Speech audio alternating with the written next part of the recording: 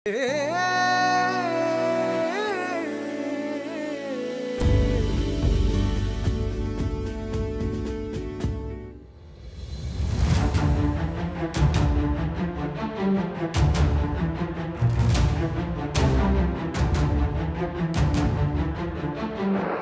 याचिका यानी पीआईएल का मकसद सार्वजनिक हितों की सुरक्षा के लिए एक प्रभावी विधि मंच मुहैया कराना है। भारत में जनहित याचिका का सफर 1970 के दशक के अंत में शुरू हुआ था और 1980 के दशक में ये पूरी तरह से प्रस्फुटित हो गया था। सुप्रीम कोर्ट के पूर्व मुख्य न्यायाधीश जस्टिस पीएन भगवती और न्यायमूर्ति वीआर कृष्ण अय्यर को जनहित याचिका की अवधारणा का प्रणेता माना जाता है। न्यायमूर्ति भगवती ने जनहित याचिकाओं की अवधारणा को स्पष्ट रूप से परिभाषित किया था।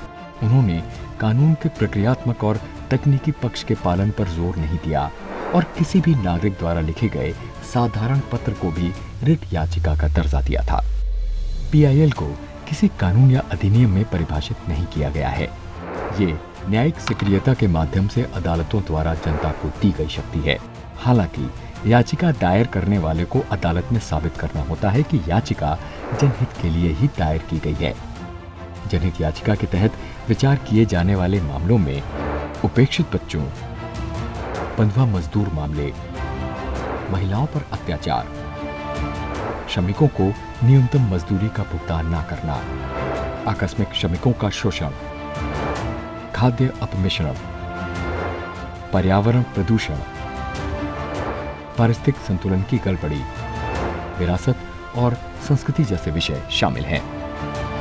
आपकी जानकारी के लिए पहली पीआईएल 1989 में एडवोकेट कपिला हिंगोरानी ने दायर की थी। केस था हुसैनारा खातून बनाम बिहार गृह सचिव।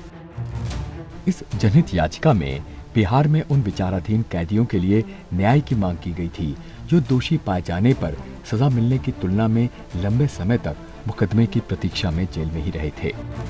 इस पीआईएल के हवाले सुप्रीम कोर्ट ने बिहार सरकार को नोटिस जारी किया था और आगे चलकर इस केस से जुड़े सभी पीड़ितों को रिहा कर दिया गया था। अंततः देश भर में लगभग 40,000 विचाराधीन कैदियों को भी इसी आधार पर रिहा कर दिया गया था। ये मामला सुप्रीम कोर्ट में जस्टिस पीएन भगवती की अगुवाई वाली खंडपीठ के समक्ष दायर किया गया था। अदालत ने हिंगोरानी को एक ऐसे मामले में आगे बढ़ने की अनुमति दी थी जिसमें उनका कोई निज हित नहीं था और इस तरह जनहित याचिकाएं भारतीय न्यायशास्त्र में एक स्थायी अध्याय बन गईं। भारत में कोई भी भारतीय नागरिक या संगठन जनहित याचिका दायर करने के लिए अदालत जा सकता है।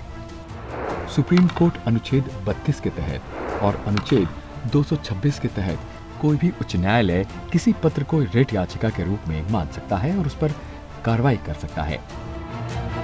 अदालत मामले से संतुष्ट होने पर अखबारों में छपी खबरों के आधार पर भी कार्रवाई कर सकती है।